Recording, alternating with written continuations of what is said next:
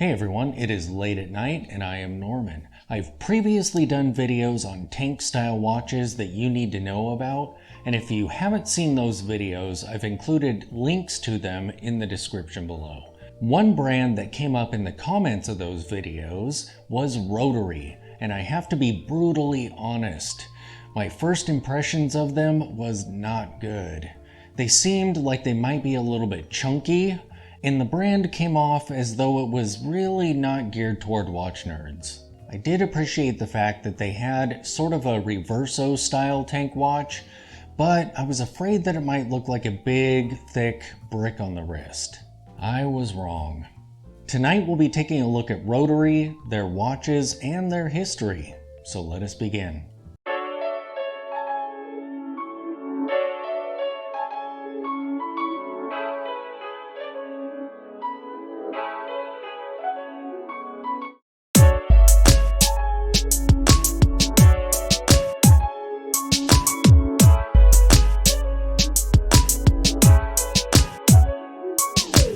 Rotary was actually founded in Switzerland in 1895 by watchmaker Maurice Dreyfus in the town of Le Chaux de Fonds. After 1925, the company was headed up by Teddy Dreyfus. Today, their watches are sold in over 65 countries, and their vision is to combine both classic and modern designs. Today, the brand is based out of Clerkenwell in London. Their design house has adopted the model British design, London style. They take a very modern approach to watch designing, utilizing 3D computer models. That way they can work out in fine detail every little aspect of their designs. These models are then realized utilizing 3D printing.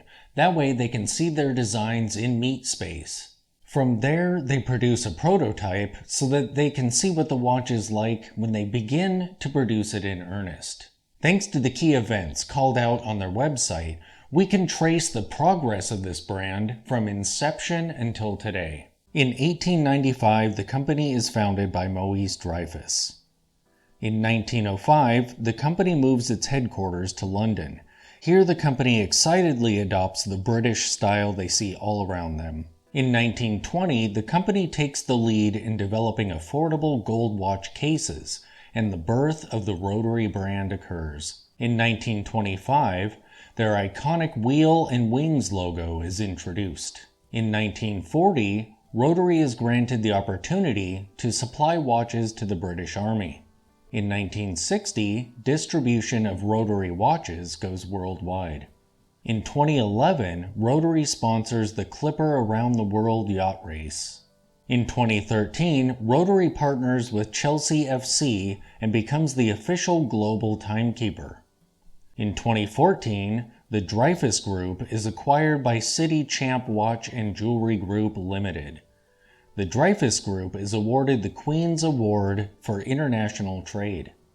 In 2017, Rotary adopts a traditional water resistance rating, replacing their own proprietary waterproof/dolphin standard. In 2019, the brand is awarded the Retail Jeweler UK Jewelry Awards, Watch Brand of the Year Award. Now that was a mouthful. In 2020, Rotary celebrates 125 years of watchmaking. So let's take a look at some of my favorite Rotary designs. First up is the Cambridge Genswatch, and this sells for $239. This is a great looking tank style dress watch, in the spirit of what we would see coming out of maisons like Cartier. It has a rectangular case with rounded corners, Roman numerals, stick hands, a date above the 6 o'clock, and a railroad style minutes track. This line is also available with reverso style Arabic numerals, and a railroad track on the inside of these indices. It is a two-hander quartz watch with great dimensions. The crown is very flush to the case, which is fine being quartz. It's not like you're going to use it very often. Being 28.5 millimeters wide and barely curving in before the lugs begin, I would guess that this likely has 22 millimeter lugs. However, the site doesn't specify, so this is not certain. The case is nice and thin, and the lug-to-lug should be fine for a flat tank style piece. As for the specifications on this watch, the case size is 28.5 millimeters, the case height is 7 millimeters, the case is made of stainless steel, the crystal is sapphire, the movement is quartz. The site doesn't specify exactly which movement is in this though. It has a water resistance of 50 meters, and unfortunately it is currently not available. The next watch on my list is the Canterbury Genswatch, and this retails for about $199. This is an ultra classy style dress watch. The dial is so elegant. It features Roman numerals within a smooth band that sits on top of a great looking guilloche pattern. It has dots outside the smooth band that comprise the minutes track and a sub-seconds complication just above the 6 o'clock. The hands are great looking Breguet style with hollow circles near their ends. The lugs somewhat curve in, almost giving it a wire lug appearance. It has a great looking onion crown. These watches come in at a great contemporary dress watch size of 38 millimeters. There is no date complication. And this watch was worn by Benedict Cumberbatch in the Sherlock Holmes TV show.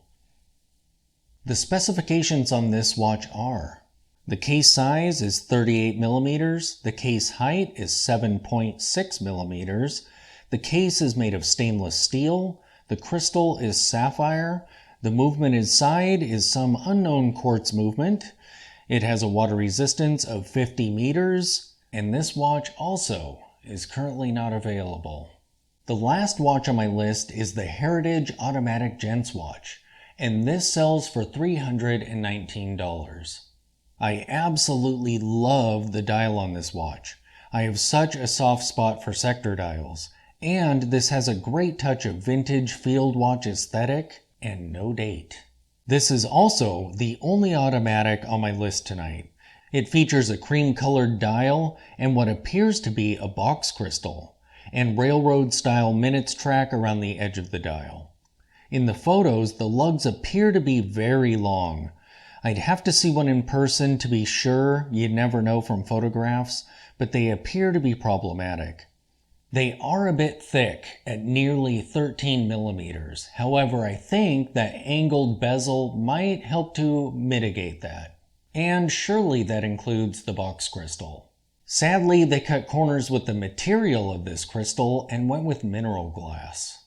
The specifications of this watch are: it has a case size of 40 millimeters, a case height of 12.8 millimeters, the case material is stainless steel, the crystal is mineral, and the movement inside is some kind of automatic movement. It's not specified on their site. It has a water resistance of 50 meters. These watches were limited to just 300 pieces, so they are no longer available. These are just some of my personal favorites. The brand also offers a ton of other designs. They have Royal Oak inspired pieces, lots of dive watches, and some great looking ladies watches. And unlike many other entry-level watch brands, the problematic design choices are very few. They don't have overly large case sizes, or feel the need to put date complications on absolutely everything, or going with unnecessarily thick cases either. I do wish the Cambridge had a no date option though, and it would be cool to see a vintage style field watch come in at a vintage size of maybe 36 millimeters. I actually think that the problem with this brand has nothing to do with their designs. My problem with the brand is the lack of information on their website. When you list watches but leave out important information like what movement is in the watch, you come across as a brand that, again, my initial impressions of it, isn't really catering to people who are watch lovers. It kind of gives a fashion watch impression, at least to me. But there are definitely some brilliant offerings by Rotary, and I think that this is a brand that you should definitely know about and keep your eyes on. Who knows, at some point I may have to add one to my collection. Thanks for watching.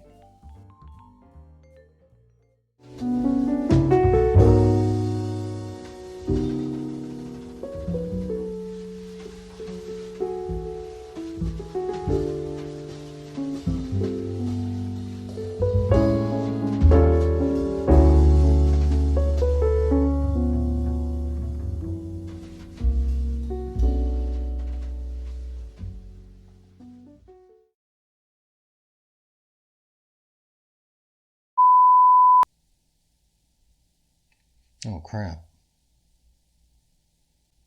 I screwed that whole thing up. That was not the Canterbury. That was the Heritage. So, scratch all of the Canterbury.